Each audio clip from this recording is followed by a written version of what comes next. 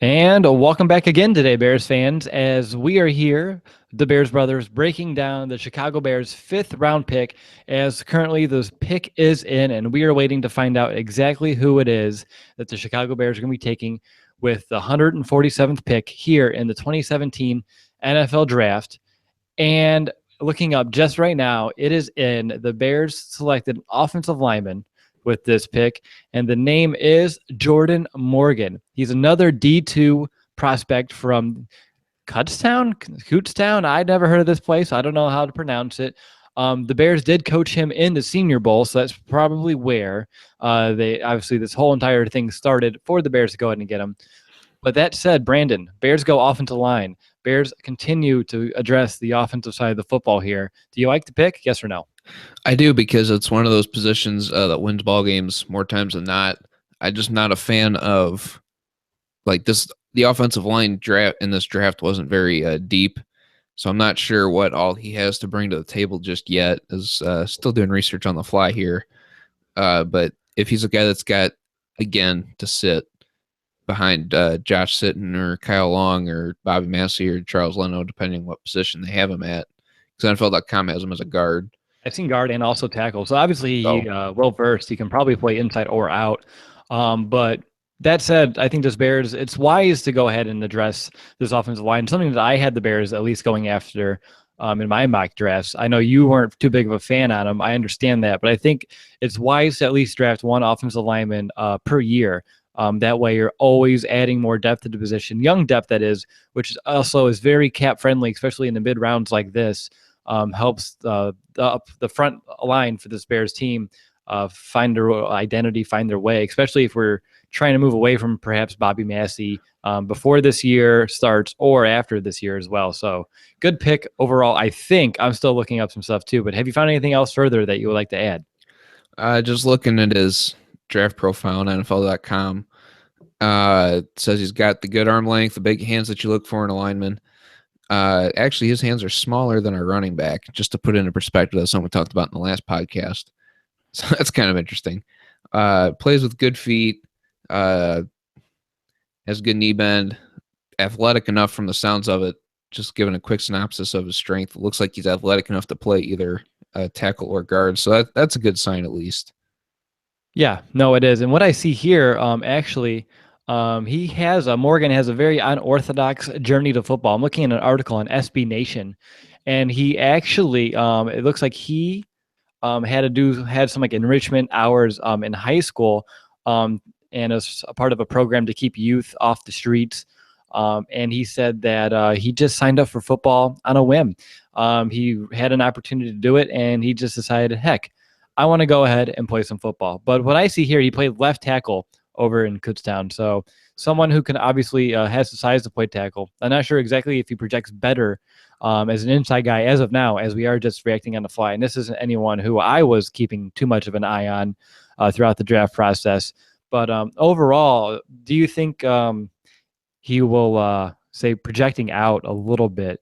Do you think that because think about this, Charles Leno was drafted in the 7th round and he ended up being a starter. So Yep. I think there's obviously the possibility here. And don't forget last year's 5th round pick, Jordan Howard. Not many were clamoring for him to start until Jeremy Langford had that slow start to the season. And look what kind of player Jordan Howard ended up being. So don't really knock the 5th round talent here or the 5th round pick. But this is now the 3rd pick from a very small school, something that I mentioned, I think, after the 2nd round last night.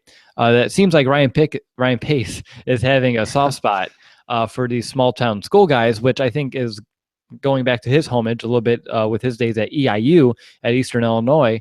But that said, do you see perhaps some growing pains for him transitioning to the NFL? As an offensive lineman, going up against smaller defensive linemen, defenders. I think going up now against the NFL talent, I think there's going to be a definite learning curve, in my opinion, which is, again, another pick, which I think is eyeing towards this Bears offense in 2018 and beyond, right? I would say so. I don't think he'll pick up the speed of the game or the talent right away. He will have to sit, and you're only going to get used to it when you play. So I wouldn't expect him to. I would expect him to play more in the preseason to get used to the talent, get used to the speed of the game, and then every now, here and again, uh, during the season, but not on a consistent basis in 2017. Just that way he can get used to the speed and different talents that the NFL defenses bring. Yeah, so it looks like he also was an All-American. So obviously he has a pretty good pedigree there as well. But for me, this is another one what I will call a non-sexy pick here for Ryan Pace in this Yes. draft. I think last year might have been the sexy pick year, and this one is, the nitty-gritty type of picks that are, obviously for this future of this Bears team. But again, you can never have enough Maulers up front. And I think this is really the idea behind the pick, which honestly is probably going to end up being the Chicago Bears' final draft pick in this 2017 NFL draft. But that said, what I see here, Morgan's ability really is in the run game. The school that he played for, Kutztown, I have no clue. They averaged 226.5 yards on the ground last year, largely due to his ability to spring ball carriers and delivering the proper block to go ahead and do as such. So all of this said, now that everything's kind of in perspective, now that we are pretty sure we have the entire draft class as a whole, do you have any like total observations or perhaps thoughts on the entire class now? Um, just to kind of add to Morgan here real quick, I think we had kind of similar thoughts with Cody White here in the second round last year, where we were kind of like, he's not a sexy pick. And he ended up being one of the more productive rookies that we had. So maybe Jordan Morgan follows those same footsteps. I think he's still got a learning curve. But overall, looking at the draft, I don't know. There's just a lot of question marks, especially with these smaller school guys. How long is this learning curve going to be, if there even is one? Some of these guys may be able to come in and produce right away, which would be awesome. But I don't see it as an immediate need, as we have some stopgap guys that we picked up in free agency. So I think overall the draft is more solid than we think it is at the time, because none of these guys are going to come in and play immediately. Yeah, that's really what it seems like. Looking a little bit more here on Morgan, the actual projection for his rounds was anywhere between the fourth and the five. So I think this is one where I feel a little bit more better. Unlike the fourth round, where I thought Ryan Pace might have reached slightly. This one is right at home. This one is a quality pick for where we're selecting at. But from what I'm seeing here, the general consensus is that he can come in and be a pretty solid backup from the get-go, with obviously the potential to end up starting down the road if he works on his weaknesses, which as of right now, he needs to work on his balance, stop lunging, and just kind of learn how to adapt to the elite talent that the NFL offers. But other than that, I like that we're bringing in yet another guy who is a nasty run blocker. Something that I like, because we have Jordan Howard, who, if he gets to appropriate blocking, can be the back, the workhorse back there for the next, 6-7 years. And now we just got the human joystick, so we have a nice little 1-2 combo, as well as Benny Cunningham. So really, we've been talking about the Bears trying to find that three-headed monster. Last year, we thought it would have been Howard, Langford, and Carey. Well, I think the Bears aren't too sold on Carey and Langford. So I think by adding more run blockers, they're going to try to sustain this and have a run-first type of offensive attack, which is something in Chicago that we are highly familiar with, with our great history of running backs in running games here. But all that said, all these picks, the general theme is small school guys who've had to really earn each and every one of their opportunities, who are appreciative of their chance to be in the NFL, guys who want to go out there and prove themselves. And that's the big thing that I see. And I like it. I like bringing in these guys with, from what I see, all these players that they've brought in too have really good character. There aren't a lot of character concerns, which is something that I think Ryan Pace has learned a little bit from his first year, when he kind of went in and got that Aaron McDonald, or whatever his name was, McDonald's last name, right? But that whole situation, you had Teo Fabeluge, who ended up not making it either. So I think he's starting to learn some lessons, or bringing in some guys who are appreciative to be drafted and really want to go out there and make a name for themselves, even though at the moment they might not be a household name. They want to prove the doubters wrong, and that's what I really like. But that said, Brandon, I don't have too much more to say on this pick. But overall, if you had to give this pick a grade, what would it be? I'm going to give it a B, because I like that it's an offensive lineman pick. It may not be the most attractive, but like you said, this is a a position anywhere on the offensive line where you have to take at least one a year to continue to progress because that's where games are won and lost. And you got to be able to protect your quarterback in a pass happy league. And you got to be able to keep Jordan Howard going forward and not backwards. So I think this is a good pick. It may not look the best right now, but I'm giving it a B because position wise. Yeah, I'm actually the same ballpark here, about the B minus range, depending on how his career would pan out. But no, you can never have too many offensive linemen, especially young ones at that. Just remember, Josh Sitton is on the wrong side of 30, so there is obvious need down the road to find an eventual replacement to be next to Cody Whitehair if Morgan actually ends up sliding inside. But if he pans out outside, Bobby Massey, Leno Jr. may end up not panning out as well as we would expect. But I expect both of them to be starting tackles this year without question. But something I just saw real quick, Morgan was named the PSAC Offensive Athlete of the Year, which is an award that's typically given to a skill position player. And he ended up actually taking that this year. So again, it looks like another player with high accolades with a smaller school for Ryan Pace, someone who is able to dominate the smaller, less talented players, and someone who's going to need a little bit of time to adjust to the NFL game, which to me is the biggest overall theme of this Chicago Bears draft.